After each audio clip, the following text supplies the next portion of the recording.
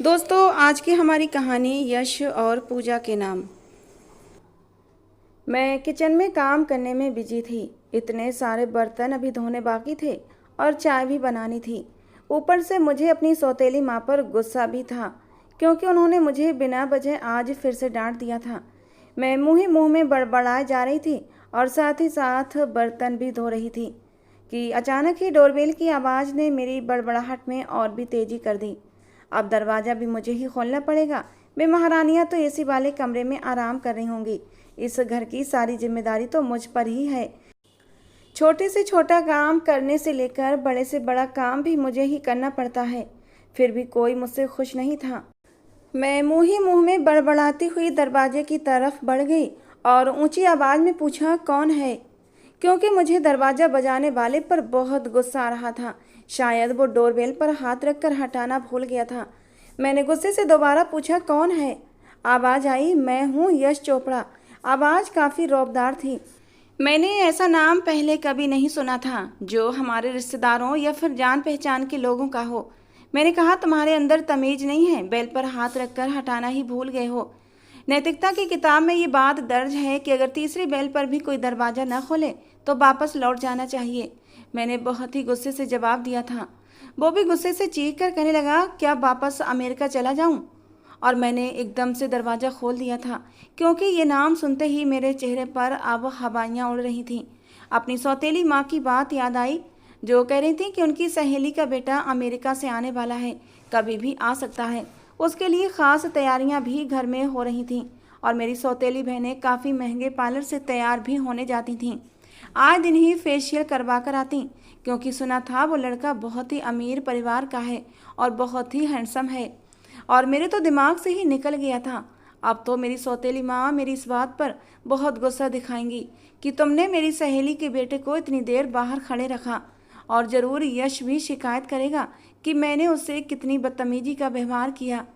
मैंने जैसे ही दरवाज़ा खोला, सामने एक बेहद हैंडसम लड़का खड़ा था, सूट बूट में, हाथ में सफरी बैग पकड़े हुए। गर्मी के मारे पसीने से तर-बतर, बार बार अपने माथे को रुमाल से पोंछता हुआ झुंझलाया हुआ लग रहा था। मैंने भी अपने दुपट्टे से अपना पसीना साफ किया। मैंने कहा, जी आप अंदर आ जाइए, मैं माफ़ी चाहती हूँ। मैं किचन में बिजी थी इसलिए सुनाई नहीं दी आवाज़। और वो मेरी ओर देखकर मुझे घूरने लगा।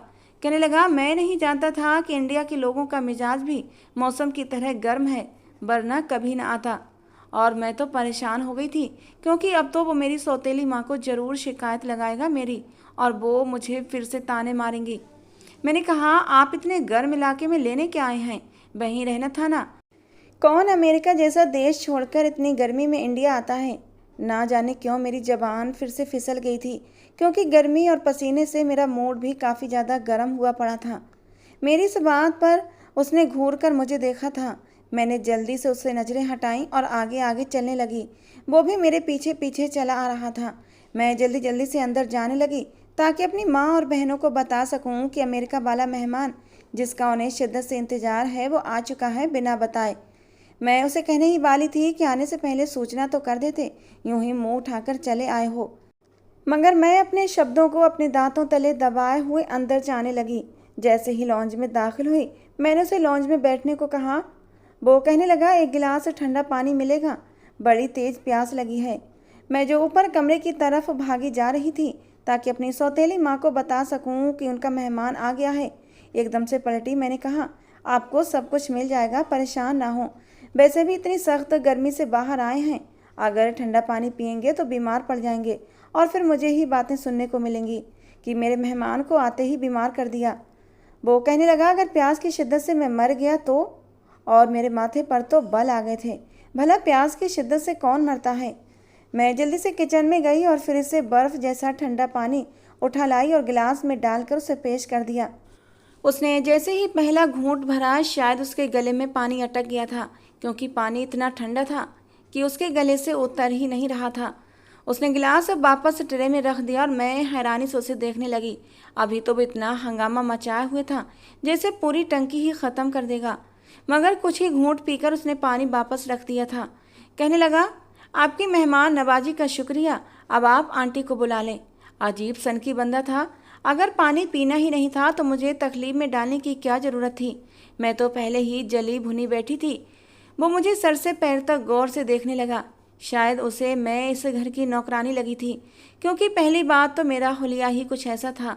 सुबह के मैले कुचैले कपड़े जो सिलवटों से भरे हुए थे, आज तो बालों में कंघी भी नहीं की थी। अचानक ही मेरे हाथ खुद मेरे बालों पर चले गए थे और अपनी उंगलियों से मैं अपने बालों को संवारने लगी थी। वो मुझे बड़ी ही अजीब सी नज़रों से घूर रहा था, जैसे उसकी नज़रों में मेरे लिए कोई इज्जत ही नहीं थी। मैंने भी उसे घूरा और ऊपर कमरे में चली गई। मुँह ही मुँह में बड़बड़ाने लगी, अब मुझे फिर से इतना झंझट करना पड़ेगा इस मेहमान के लिए, इतने सारे पकवान बनाने पड़ेंगे अकेले ही। ये सोच कर ही मेरा दम घुटने लगा था। मैंने ऊपर कमरे में जाकर दरवाज़ा खटखटाया और दरवाज़ा खुला तो मेरी सौतेली माँ बेड पर किसी महारानी की तरह बैठी टीवी देख रही थी। उन्होंने बहुत ही नाखुशी से मेरी तरफ देखा और कहा, क्यों आई हो, क्या काम है, हर वक्त सिर पर सवार रहती हो। और मेरा दिल चाहा कि मैं भी कुछ खरी खरी सुना दूं। आखिर मेरे बाप का घर था, मैं चाहे जहां भी आती जाती, मगर मैं तो शुरू से ही बेचारी थी। मैंने कहा, आपका मेहमान आ चुका है और नीचे लॉन्ज में बैठा आपका इंतज़ार कर रहा है। और वो एकदम से चौंक कर उठी थी। कहने लगी, कौन सा ख़ास मेहमान? मैंने कहा, वही जो अमेरिका से आया है। ये सुनकर तो मेरी सौतेली माँ करंट खाकर बेड से उठी थी, जैसे उसके ऊपर कोई छिपकली चढ़ गई हो। कहने लगी, अरे कमबख्त, तुमने पहले क्यों नहीं बताया? इतना ख़ास मेहमान तुमने लॉन्ज में बिठा दिया। मैंने सोचा तो क्या सिर पर बिठा लेती उसे, मगर मैं सिर्फ सोच सकती थी, कह नहीं सकती थी। बोली तो बस इतना कि वो अभी अभी आए हैं और आपको याद कर रहे हैं। कहने लगी, अच्छा जाओ उसे कोई ठंडा बंडा पिला, इतनी गर्मी में वो अकेला आया होगा, मैं ज़रा कपड़े बदल कर आती हूँ। अरे जल्दी जा, मनहूस मारी खड़ी मेरी शक्ल क्या देख रही है। और मेरा बस नहीं चल रहा था कि इस बूढ़ी का मुंह नोच लूँ। मैं जानती थी कि वो खूब तैयार होकर नीचे आएगी, बूढ़ी घोड़ी लाल लगाम। मैं बड़बड़ाती हुई कमरे से बाहर निकल आई और नीचे लॉन्ज में गई तो हैरान रह गई, क्योंकि वो वहाँ नहीं था। मैंने एकदम अपने माथे पर हाथ मारा कि कहीं वो मेरे गुस्से की वजह से वापस तो नहीं चला गया। मैंने इधर उधर देखा तो किचन से खटपट की आवाज़ आने लगी। मैं जल्दी से किचन में गई तो देखा वो किचन में ही खड़ा फ्रिज से पानी की बोतल निकाल कर उसमें आधा गिलास पानी भर चुका था और आधा गिलास किचन सिंक के नल से गर्म पानी मिलाने लगा। मुझे एकदम एहसास हुआ कि उसने वो पानी क्यों नहीं पिया था, क्योंकि वो बहुत ठंडा था। मैंने कहा, अरे अरे ये आप क्या कर रहे हैं, यहाँ से पानी मत भरिएगा, ये पानी सिर्फ बर्तन धोने के लिए है, मैं आपको दूसरा फ़िल्टर वाला पानी लाकर देती हूँ। मैं बहुत ही शर्मिंदगी की हालत में उसे सफाई देने लगी और उसने वही भरा हुआ गिलास पानी का गटक लिया था और मैं उसे मुंह खोले देखती रही। पानी पीने के बाद उसने गिलास धोकर धुले हुए बर्तनों में रख दिया और मेरी तरफ पलटा। कहने लगा, आपकी बात सही थी, अगर वाकई मैं इतनी गर्मी में ठंडा पानी पी लेता तो बीमार पड़ जाता और इल्ज़ाम शायद आप पर ही जाता। वो मुझे देखकर मुस्कुराने लगा और मैं डर के मारे थर थर काँपने लगी कि अगर उसने मेरी शिकायत मेरी सौतेली माँ को कर दी कि मैंने उसकी किस तरह की मेहमान नवाजी की है तो मेरी दुर्गति तो पक्की बनेगी। मैंने कहा, देखिए आप लॉन्ज में बैठे, यहाँ गर्मी है और मुझे बताएं आपको और क्या चाहिए, मैं खुद आपको ला दूँगी, क्योंकि ये मेरा काम है, आपका नहीं। वो कहने लगा, अरे वाह, सच में ये आपका काम है, क्योंकि हमारे यहाँ तो ऐसा नहीं होता। अगर मेहमान आ भी जाएं तो वो खुद ही किचन में घुसकर फ्रिज में से अपनी पसंद की चीज़ें निकाल कर खा सकते हैं। ये कहने के साथ ही उसने फ्रिज का दरवाज़ा खोला। सामने ही फलों की टोकरी पड़ी थी, जिसमें से उसने एक लाल सेब निकाला और सिंक के नल को खोलकर उसे अच्छी तरह से धोने लगा। मैं बिल्कुल मुंह खोले उसे ये हरकत करते देख रही थी। इससे पहले कि मैं उसे मना करती, उसने अपने दांत गड़ा दिए और एक बड़ा सा बाइट लेकर चबाने लगा। उसके लाल और सफ़ेद चेहरे पर जैसे सुकून की लहर दौड़ गई थी। यूँ लग रहा था जैसे वो कई दिनों से भूखा है और आते ही किचन पर हमला बोल दिया है। मैंने कहा, देखिए मिस्टर, आपका जो भी नाम है। कहने लगा, मेरा नाम जो भी नहीं बल्कि यश चोपड़ा है। मैंने कहा, अच्छा अच्छा यश जी, आपके यहाँ जो भी रिवाज होता होगा, मगर हमारे यहाँ मेहमानों को लॉन्ज में बिठाकर उनकी खातिरदारी वहीं की जाती है। इससे पहले कि घर वालों से मेरी अच्छी खासी दुर्गति बने, भगवान के लिए आप किचन से बाहर तशरीफ़ ले जाइए और लॉन्ज में बैठे मुझे आपकी सेवा करने का मौका दें। कहने लगा कि मैं आपसे आते ही अपनी सेवा करवा चुका हूँ, बर्फ़ जैसे ठंडे गिलास पानी के रूप में, इसलिए आप अपनी खातिरदारी अपने पास ही रखें तो बेहतर है। और मेरे माथे पर बेशुमार बल आ गए थे। मैंने कहा, आपने ही तो कहा था कि मुझे ठंडा गिलास पानी का दो। कहने लगा, हमारी भाषा में ठंडा गिलास पानी का मतलब होता है कि ऐसा ठंडा पानी जो गले से आराम से उतर जाए और रूह को ठंडा कर दे। इससे पहले कि मैं उसे कुछ भी कहती, एकदम से सीढ़ियों से किसी के उतरने की आवाज़ आई और मेरे तो होश काम करना छोड़ गए थे। मैंने कहा, भगवान के लिए आप बाहर जाइए, मैं आपसे माफ़ी मांगती हूँ, आपके पैर पड़ती हूँ, मुझे और बेइज्जत न करवाएं। सुबह से 5 बार तो मैं इन लोगों के हाथों जलील हो चुकी हूँ। और वो मुझे गौर से देखने लगा। सेब आधा उसने खा भी लिया था। कहने लगा, क्या आप इस घर का हिस्सा नहीं हैं? आपकी दुर्गति क्यों बनी है? एकदम से उसके चेहरे पर चिंता उभर आई और मैं बिल्कुल चुप साधे उसे देखने लगी। मैंने कहा, आप इस घर के उसूलों से अनजान हैं और ना ही जाने तो बेहतर है। कहने लगा, इस घर के नौकरों से इतना बुरा सलूक क्यों किया जाता है? और मैं तो उसकी बात सुनकर एकदम से लाल पड़ गई थी। मेरे गेहूँए चेहरे पर लालिमा घुल गई। बड़ी बड़ी काली आंखें जिल्लत और बेइज्जती के एहसास से नम हो गईं। वो मेरी इस हद तक बेइज्जती करेगा मैंने कभी सोचा नहीं था, मगर शायद कसूर उसका नहीं था, क्योंकि मेरा हुलिया बिल्कुल नौकरानियों जैसा ही था। एकदम से ही मेरी आंखों से आंसू बहने लगे और मैंने पल्लू से पोंछते हुए जल्दी से बाहर भाग गई। मैं उस शख्स के सामने रोना नहीं चाहती थी और वो एकदम जैसे हक्का बक्का सा होकर मेरे पीछे पीछे आने लगा। इससे पहले कि मैं भागकर अपने कमरे में जाती, मेरी सौतेली माँ लॉन्ज में दाखिल हो चुकी थीं और मुझे खा जाने वाली नज़रों से घूर रही थीं। मैंने जल्दी से अपने आंसू साफ किए, पीछे मुड़कर देखा तो वो बिल्कुल मेरे सर पर खड़ा था। मैंने कहा, यश जी, आप इधर बैठे ना सोफे पर, मैं आपको कुछ खाने के लिए ला देती हूँ। मेरा लहजा एकदम से नरम पड़ गया था, मगर यश आगे बढ़ा और मेरी माँ से मिलने लगा। कहने लगा, आंटी आप कैसी हैं? मेरी माँ के गिले शिकवे भी शुरू हो गए। कहने लगी, अरे बेटा, तुमने हमें बताया क्यों नहीं? हम तुम्हें एयरपोर्ट से रिसीव कर लेते। इतनी गर्मी में तुम परेशान हो गए हो। यश कहने लगा, कोई बात नहीं आंटी, इसमें परेशान होने की क्या बात है, मैं बस आपको तकलीफ देना नहीं चाहता था। मेरी सौतेली माँ का तो बस नहीं चल रहा था कि उसकी बलाएं लें और उसके बारी बारी जाएं। मैं अभी तक वहीं खड़ी थी। यश को बिठाने के बाद वो मेरी तरफ मुड़ी। उनकी आंखों में गुस्से के शोले फूट रहे थे। कहने लगी, अभी तक यहाँ खड़ी हो, जाओ और मेहमान की खातिरदारी करो। इस घर के रीति रिवाज से जानकार नहीं हो? तुम भूल गई हो क्या सब कुछ? और मुझे दबी दबी आवाज़ में घुर्राकर बोली थी। मैं जल्दी से किचन में भाग गई। ना जाने क्यों मैं उस लड़के के सामने अपनी बेइज्जती सहन नहीं करना चाहती थी, क्योंकि वो बिल्कुल अनजान था और मेरे आत्मसम्मान को ये बात स्वीकार नहीं थी। किचन में जाने के बाद मैं एकदम से बिजली की तरह तेज हो गई, क्योंकि मुझे उनके बताए हुए मेन्यू के मुताबिक सारी डिशेस बनानी थीं। वो अमेरिका से आया था और उसके स्वाद के अनुसार वेस्टर्न और चाइनीज डिशेस बनानी थीं। गर्मी बेतहाशा थी, बार बार पसीना साफ करती। मैं सब कुछ बना रही थी। अब लॉन्ज में से हंसी ठिठोली और चूड़ियों की खनक की आवाज़ें आ रही थीं, क्योंकि मेरी दोनों सौतेली बहनें लक्ष्मी और चंदा भी सज धज कर उस गोरे चिट्टे विदेशी बाबू के सामने बैठकर ठहाके लगा रही थीं। गला फाड़ फाड़ कर पागलों की तरह हंस रही थीं। मेरी सौतेली माँ भी बिल्कुल बचपन की सहेलियों की तरह उससे हंस हंस कर बातें कर रही थीं और किचन में मेरा जलन से बुरा हाल था। अचानक ही मेरा हाथ गर्म पतीले से लग गया। एकदम से कराह की आवाज़ निकली, क्योंकि मेरी सांवली कलाई एक जगह से जलकर काली पड़ चुकी थी और जलन तकलीफ से बुरा हाल हो रहा था। ऊपर से आंसू भी बह रहे थे। मैंने जल्दी से ठंडे पानी का गिलास ऊपर डाला तो गिलास मेरे हाथ से छूट गया और फर्श पर गिरकर टूट गया। आज तो फिर मेरी दुर्गति बनने वाली थी और मेरा दिल जोर जोर से धड़क रहा था कि अगर मेरी सौतेली माँ को पता चल गया तो वो तो मुझे मार ही डालेगी। मैं कब से उसके जुल्मों सितम सहती आ रही थी। मेरी आंखों से आंसू रुकने का नाम नहीं ले रहे थे, क्योंकि मुझे नहीं पता था कि आखिरी बार मैं कब खुश हुई थी।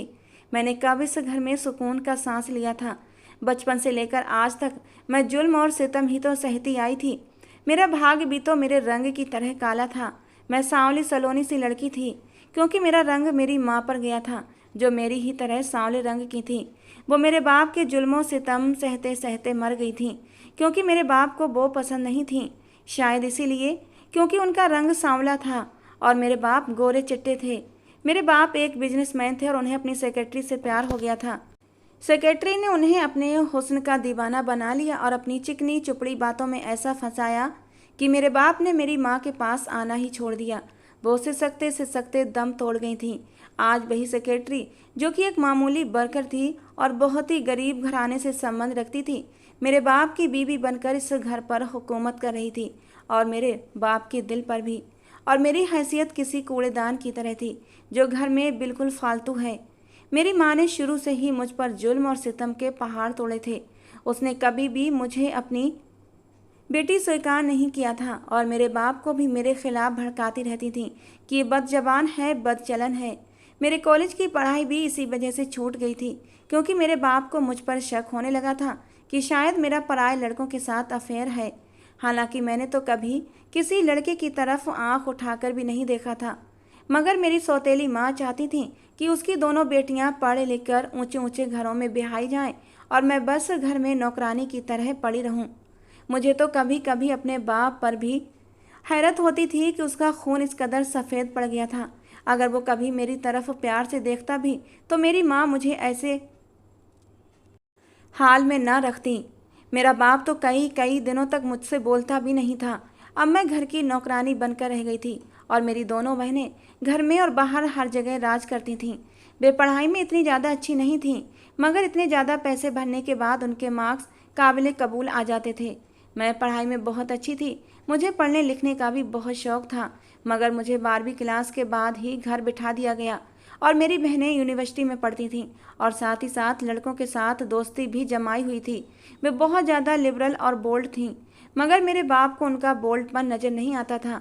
ये उनका फैशन बन गया था। पिछले कुछ दिनों से हमारे घर में काफ़ी ज़्यादा हलचल मची हुई थी। मेरी सौतेली माँ काफ़ी ज़्यादा एक्साइटेड थीं। कहती थीं कि मेरी बचपन की सहेली का बेटा अमेरिका से आ रहा है और वो शादी भी इंडिया में ही करेगा, किसी इंडियन लड़की के साथ, क्योंकि उसे घरेलू और संस्कारी लड़की चाहिए। वो किसी अंग्रेज लड़की से शादी नहीं करना चाहता, इसीलिए मैं उसे इंडिया भेज रही हूँ। और आज वही हमारे घर मेहमान बनकर आया था और उसके आने की तैयारियाँ 1-2 महीने से ही शुरू हो गई थीं। मेरी दोनों बहनें शक्ल सूरत की अच्छी थीं और उनका रंग भी काफ़ी गोरा चिट्टा था। पिछले 2 महीनों में उन्होंने पार्लर के इस कदर चक्कर लगाए थे कि उनका चेहरा और भी ज़्यादा दमक उठा था। वे अपने अपने तीर आजमा रही थीं। यश चोपड़ा के सामने बैठकर अपनी चिकनी चुपड़ी बातों से उसे लुभा रही थीं, क्योंकि उन दोनों में से किसी एक की किस्मत चमकने वाली थी। मैं उनके बराबर जाने का सोच भी नहीं सकती थी। हालांकि मैं भी तो इस घर की बेटी थी, मगर मेरी हैसियत तो बिल्कुल नौकरों की तरह थी। भला मेरे भाग्य इतने बुलंद कहाँ होने वाले थे। और यश ने तो मुझे पहले ही नौकरानी समझ लिया था। ऊपर से सारा दिन किचन में जल जल कर मेरा रंग सांवले से काला पड़ने लगा था। हालांकि मैं भी अगर अपनी बहनों की तरह महंगे महंगे फेशियल करवाती, बोटॉक्स करवाती, तो मैं भी सुंदर होती, क्योंकि मेरा रंग सिर्फ सांवला था। नए नक्श तो मेरी बहनों से भी कहीं अच्छे थे। ऊंची लंबी नाक, बड़ी बड़ी काली काली आंखें, कमर से नीचे तक आते काले लंबे बाल। मगर मेरे रंग ने काली बदली की तरह मेरी खूबसूरती को छिपा लिया था। मैं रोज जा रही थी और अपना बाजू सहला रही थी। भाग्य का धन्यवाद कर रही थी कि मेरी सौतेली माँ को पता नहीं चला कि गिलास टूट गया है, वरना वो मेरी दुर्गति बनाने किचन में आ जाती। अचानक ही मेरी दोनों बहनें किचन में दाखिल हुईं।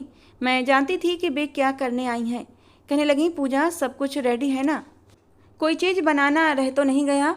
वे बार बार अपना पसीना साफ करती पूछने लगीं, क्योंकि उनसे 2 मिनट भी यहाँ खड़े रहना मुश्किल था। मैंने कहा, हाँ बस मैं डिशेज में सजाकर खाना सर्व करने ही वाली हूँ। कहने लगी, नहीं नहीं, अब तुम इधर ही रहो, हम खाना लेकर जाएंगे। कोई ज़रूरत नहीं वहाँ आने की, यहीं बैठकर खाना खा लो। किसी चीज़ की ज़रूरत होगी तो हम मंगवा लेंगे। उन्होंने मुझे नापसंद नज़रों से देखते हुए कहा। मैं वहीं कुर्सी पर बैठ गई, क्योंकि मैं जानती थी कि वे सारा क्रेडिट खुद लेने के चक्कर में हैं। उन्होंने सुना था कि यश को अच्छा खाना बनाने वाली कोई भारतीय गुणी लड़की चाहिए, क्योंकि उसके पास दौलत की तो कोई कमी नहीं थी। उसने कौन सा नौकरी करवानी थी, और अब यश की नज़रों में क्रेडिट पाने के चक्कर में थी, और मुझे भी कोई ज़रूरत नहीं थी क्रेडिट लेने की। इसलिए मैं चुपचाप बैठी रही और वे खाना लेकर चली गईं। थोड़ी देर बाद मेरी सौतेली माँ गुस्से से फुनकारते हुए किचन में दाखिल हुई। मैंने अभी पहला निवाला ही लिया था। मेरे आगे से ट्रे खींचकर परे धकेली और कहने लगी, बेशरम लड़की, तुम्हें कितनी बार समझाया कि उसे ज़्यादा मिर्च वाले खाने नहीं देना। मैं तो पहला निवाला लेकर ही सी सी करने लगी हूँ। ना जाने वो बच्चा क्या सोचेगा। वो पहली बार यहाँ आया है और उसे इतना तेज मिर्च वाला खाना सर्व किया है। अगर उसने कोई भी बात की तो तेरी जान ले लूँगी। वो मुझे धमकी देकर चली गई और मैं बिल्कुल सिर पकड़कर बैठ गई, क्योंकि अब तो मेरी शामत पक्की थी। मैं दुआ करने लगी कि यश कुछ भी ना कहे, बस चुपचाप खाना खा ले। मैंने तो एक निवाला भी लिया था और मेरे गले में अटक गया था। मेरी तो भूख ही मर गई थी। एक बार फिर से आंसू मेरी आंखों से जारी होने लगे थे कि अचानक ही वो किचन में दाखिल हुआ। मेरा शरीर पसीने से पूरा भीगा हुआ था और आंखें भी। वो हैरत से मुझे देखने लगा और कहने लगा, तुम किचन में क्या कर रही हो? अरे इतनी गर्मी है यहाँ पर, पागल हो गई हो क्या? आओ वहीं लॉन्ज में बैठकर तुम भी हमारे साथ खाना खा लो। मैंने कहा, नहीं, मेरी जगह यहीं है, मैं यहीं ठीक हूँ। मैंने नफरत और गुस्से से कहा था। मेरा गला बार बार रुंध रहा था। वो कहने लगा, माना कि तुम इस घर में नौकर हो, मगर इंसान तो हो ना। और मैं एकदम उसे गुस्से से घूरने लगी। वो एकदम से डरकर पीछे हटा। अच्छा बाबा, गुस्सा मत करो, अपनी ये बड़ी बड़ी आंखों से मुझे मत डराओ। असल में मैं तो इसलिए कह रहा था क्योंकि हमारे यहाँ तो नौकर भी घर का ही एक हिस्सा होते हैं। इस बार मैंने उसे गुस्से से नहीं घूरा था। वो मुझे नौकर समझ रहा था तो इसमें उसकी गलती नहीं थी। वो कुछ देर तक मुझे देखता रहा, फिर कहने लगा, वैसे खाना बेहद टेस्टी था, मैंने आज तक ऐसा खाना नहीं खाया। बड़े लंबे अरसे के बाद मुझे इस कदर स्वादिष्ट देसी खाना खाने को मिला है, वरना मैं तो चाइनीज खाना खा खा कर उकता गया था। आंटी की बेटियों के हाथों में तो बड़ा ही टेस्ट है, यकीनन तुमने भी हेल्प की होगी उनकी। वो बोले जा रहा था और मैंने कोई भी सफाई या दलील देना जरूरी नहीं समझा। एकदम से मैं किचन से जाने लगी तो उसने मेरी कलाई पकड़ ली। मैं हैरत से उसकी तरफ पलटी और कहा, क्या बदतमीजी है, छोड़ो मेरा हाथ। मगर वो गौर से मेरी कलाई देख रहा था, जहाँ पर वो जला हुआ निशान था। कहने लगा, अरे यार, तुमने तो अपना हाथ जला लिया, कितनी सख्त दिल हो तुम। क्या तुम्हें दर्द नहीं हो रहा? कैसे जला ये हाथ, मुझे देखने तो दो। वो ध्यान से मेरा हाथ देखने लगा, जिसमें अब छोटे छोटे से बबल पड़ने लगे थे। मैंने कहा, मैं दवाई लगा लूँगी, आपकी मेहरबानी मेरी कलाई छोड़ दें। मगर वो शायद छोड़ने के मूड में नहीं था। मुझे कलाई से पकड़े किचन से बाहर निकल आया था और मैं अजीब तरह की स्थिति में फंस गई थी। अगर मेरी माँ और बहनों ने देख लिया तो मेरी जान ही ले लेंगी। पहले ही मेरी ज़िंदगी इस कदर मुश्किल थी। वो मुझे लॉन्ज में ले आया और सोफे पर बिठा दिया। मेरी माँ और बहनों के चेहरे पर ये देखकर हवाइयाँ उड़ने लगी थीं। मेरी माँ कहने लगी, अरे यश बेटा, ये तुम इसे यहाँ क्यों ले आए हो? यश कहने लगा, तो और कहाँ लेकर जाऊँ आंटी, देखिए तो सही, इसकी कलाई जल गई है, मैं बैंडेज लगा देता हूँ। लक्ष्मी, तुम ऐसा करो, मेरे कमरे में जाओ और मेरा फर्स्ट एड बॉक्स उठाकर ले आओ। वो लक्ष्मी से बोला और वो अपनी माँ का चेहरा देखने लगी और मैं उन सबको देखने लगी। यश मेरे जख्म को गौर से देख रहा था। कहने लगा, बस ऊपर वाली ही स्किन जली है, मैं बैंडेज लगा देता हूँ, जलन ठीक हो जाएगी। अच्छा, अब रोना तो बंद करो, क्या ज़्यादा दर्द हो रहा है? वो मेरी आंखों में देखकर बोला और मैं उसे क्या बताती कि ये आंसू किस वजह से आ रहे थे, क्योंकि आज तक मेरी इतनी परवाह किसी ने नहीं की थी। अगर मुझे बड़े से बड़ा घाव भी लग जाता तो कोई मुझे पूछता तक नहीं था, यहाँ तक कि मेरा सगा बाप भी नहीं पूछता था, और फिर ये तो पराया था। मेरे रोने में अब तेजी आ चुकी थी। लक्ष्मी ना चाहते हुए भी फर्स्ट एड बॉक्स उठाकर ले आई और उसने पहले मेरे जख्म पर मरहम लगाया, फिर ऊपर से पट्टी बांधने लगा। वो किसी प्रोफेशनल डॉक्टर की तरह मुझे पट्टी बांध रहा था। उसकी आंखों में बहुत चिंता थी और मेरी माँ का तो बस नहीं चल रहा था कि मुझे उठाकर बाहर फेंक दें, क्योंकि यश की नज़रों में मेरे लिए हमदर्दी वो देख चुकी थीं और वो मुझे खा जाने वाली नज़रों से घूर रही थीं। मैंने जल्दी से अपना हाथ छुड़ाया और अपने कमरे में भाग गई। मेरा इरादा सुबह से पहले कमरे से निकलने का नहीं था, क्योंकि अगर पहले निकलती तो मेरी माँ का गुस्सा मुझ पर ही निकलना था। यश को हमारे घर आए हुए 3-4 दिन हो गए थे और वो ऐसे घुल मिल गया था जैसे कि ये उसका अपना घर हो। मैं तो ज़्यादातर किचन में ही रहती थी। अगर किचन के कामों से छुटकारा मिल जाता तो थोड़ी देर छत पर चली जाती और चिड़ियों के साथ बातें कर लेती, जो मेरे पापा अपनी बेटी लक्ष्मी के लिए लेकर आए थे, क्योंकि उसे परिंदों का बहुत शौक था। शौक तो मुझे भी बहुत था परिंदे पालने का, मगर मेरे शौक पूरे करने वाला कोई नहीं था। इसीलिए मैं लक्ष्मी की चिड़ियों से ही थोड़ी देर अपने सुख दुख साझा कर लेती थी, जिससे मेरा मन हल्का हो जाता था। अचानक ही मुझे सीढ़ियों पर किसी के चढ़ने की आवाज़ आई। यकीनन मेरी सौतेली माँ होंगी और मुझे डांटने आई होंगी किसी बात पर, मगर वो यश था। वो मेरे करीब आया और कहने लगा, तुम्हारा जख्म अब कैसा है? मैंने कहा, बिल्कुल वैसे का वैसा। कहने लगा, तुम इतनी चुप चुप क्यों रहती हो? मैंने कहा, किससे बातें करूं? कहने लगा, मुझसे कर लो। तुम्हारी हॉबीज़ क्या हैं? तुम इस घर में कब से हो? मैंने कहा, बचपन से हूँ। और वो मेरी बात सुनकर एकदम से हैरान हो गया। कहने लगा, क्या क्या तुम शुरू से ही इस घर में काम करती हो? मैंने कहा, नहीं, बचपन में तो मैं बहुत लाडली थी अपनी माँ की। वो मुझे बिल्कुल रानियों की तरह रखती थी। मुझे तो पता ही नहीं था कि दुख किस चिड़िया का नाम होता है। मगर उनके मरने के बाद जिंदगी ने मेरे साथ सौतेली माँ जैसा व्यवहार करना शुरू कर दिया। सारे खोटे रिश्तों की असलियत मेरे सामने आ गई। मैं ना जाने किस धुन में बोलती जा रही थी और वो गौर से मेरा चेहरा देख रहा था। कहने लगा, क्या तुम्हारी माँ भी इसी घर में काम करती थी? मैंने कहा, नहीं, वो इस घर की मालकिन थी, मेरे पापा की पहली बीवी और मैं उनकी ही बेटी हूँ। और वो मुझे ऐसे देखने लगा जैसे मेरे सिर पर सींग उग आए हों। मैं उठी, उसके सामने आई और मैंने कहा, मैं संतोष मल्होत्रा की तीसरी बेटी हूँ, पूजा मल्होत्रा। ये कहकर मैं वहाँ रुकी नहीं थी, बल्कि तेजी से सीढ़ियाँ उतरती नीचे आ गई थी। मुझे नहीं पता मेरी इस बात को सुनकर उसके चेहरे का रंग क्यों बदल गया था। रात को मैं किचन में खाना बनाकर जैसे ही सर्व करने लगी, लक्ष्मी और चंदा भी मेरे साथ ही खाना सर्व कर रही थीं और यश को दिखा रही थीं कि ये खाना भी उन्होंने ही बनाया है, क्योंकि यश को मेरे बनाए हुए खाने बहुत पसंद आ रहे थे। वो डाइनिंग टेबल पर बैठा बार बार मुझे ही देख रहा था और किसी गहरी सोच में था। पापा भी उस समय घर पर ही थे और यश से मुस्कुराकर बातें कर रहे थे। अचानक जब मैं खाना सर्व करने के बाद जाने लगी तो यश ने मुझे पीछे से पुकारा, पूजा, आओ हमारे साथ बैठकर तुम भी खाना खाओ, आखिर तुम भी तो इस घर की बेटी हो।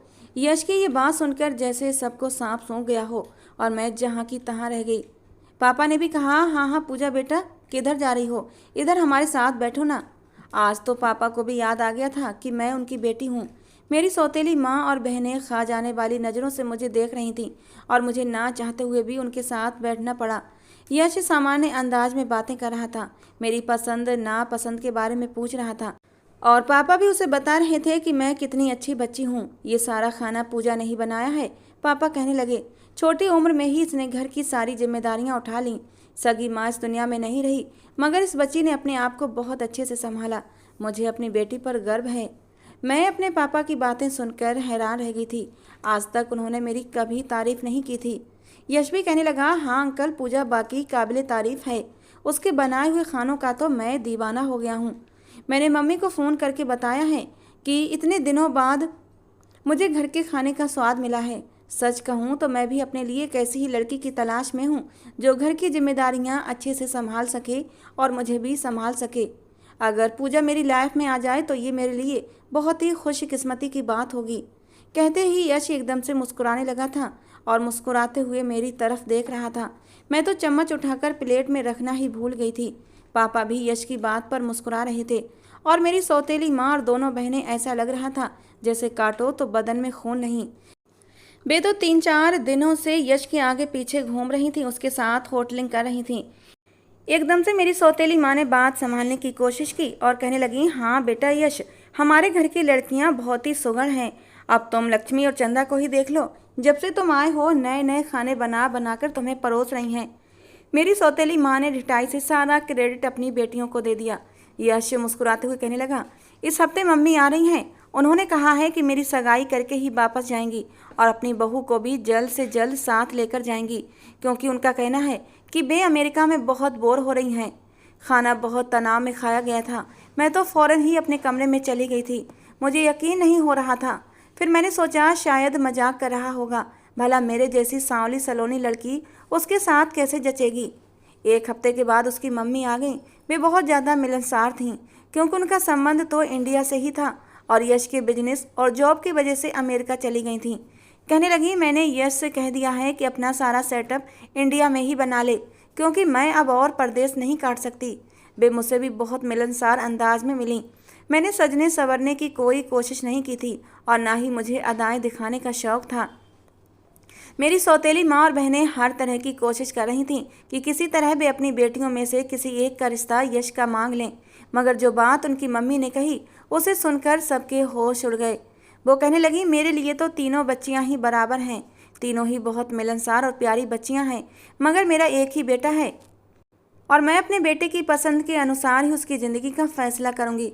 मेरे बेटे को पूजा बहुत पसंद आई है, क्योंकि पूजा यश की पसंद के अनुसार है। उसे सीधी सादी लड़कियां ज़्यादा आकर्षित करती हैं, जिनका दिल भी सादा हो और वो सीधे दिल में उतर जाएं। इसीलिए मैं पूजा को सगाई की अंगूठी पहना रही हूँ। किसी को कोई आपत्ति तो नहीं है? मेरी सौतेली माँ का रंग ऐसा उड़ा जैसे उन्हें यकीन नहीं आ रहा हो कि ये क्या हो गया है। मुझे तो अपनी किस्मत पर यकीन ही नहीं आ रहा था। यश की मम्मी ने मेरे हाथ में अंगूठी पहना दी जो मेरे हाथ में तारों की तरह चमकने लगी। पापा भी मेरे लिए बहुत खुश थे। उन्होंने मुझे अपने सीने से लगा लिया और कहा, मेरी पूजा जैसी बेटी कोई भी नहीं हो सकती। मुझे यकीन है कि आपको मेरी बेटी की तरफ से कोई परेशानी नहीं होगी। ये बहुत ही सब्र और शुक्र करने वाली बच्ची है। यश की ज़िंदगी में 4 चांद लगा देगी। और मेरी आंखों से आंसू झर झर बहने लगे थे।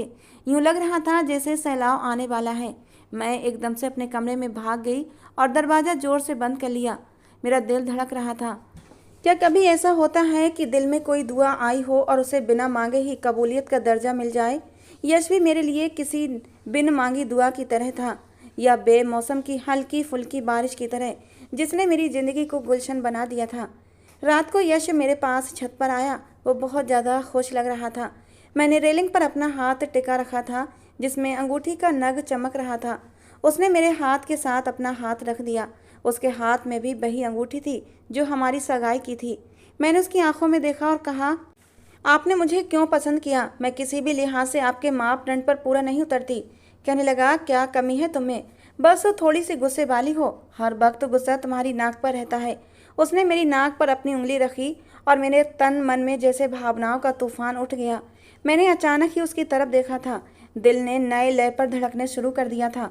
वो इतना खूबसूरत था कि किसी भी लड़की का सपना हो सकता था। कहने लगा, कभी भी खुद को कम मत समझना, क्योंकि मैंने तुम पर तरस खाकर तुम्हें अपनाने का फैसला नहीं किया है, बल्कि तुम मुझे पहले ही नज़र में अच्छी लगी थी। तुमसे प्यार हो गया था, खासकर तुम्हारी इन बड़ी बड़ी नशीली आंखों से, जिनमें बहुत सारे छुपे हुए जज्बात हैं, और मैं इन जज्बातों को एक एक करके खोलूँगा। ये कहते हुए उसने मेरे हाथ पर अपना हाथ रख दिया और उसकी मोहब्बत की गर्माहट से मेरे अंदर तक एक अजीब सी ताजगी आ गई थी। और ये ताजगी मुझे बहुत भा रही थी, क्योंकि अब ज़िंदगी खूबसूरत हो गई थी यश के साथ। तो दोस्तों, आज की हमारी कहानी थी यश और पूजा के नाम। आपको कैसी लगी ज़रूर बताना। पसंद आई हो तो प्लीज़ लाइक करना। रोज़ ऐसी ही और कहानियाँ सुनने के लिए हमारे चैनल को भी सब्सक्राइब करना। अपने नाम की स्टोरी लिखवाने के लिए आप अपने नाम मुझे नीचे कमेंट बॉक्स में दे सकते हैं। मैं आपके नाम की स्टोरी लेकर ज़रूर आऊँगी, बट आपको थोड़ा सा वेट करना होगा और मेरी नई कहानी पर आकर मुझे रिमाइंड कराना पड़ेगा अपने नाम के साथ। तो चलिए दोस्तों, मिलते हैं अगली किसी नई कहानी के साथ।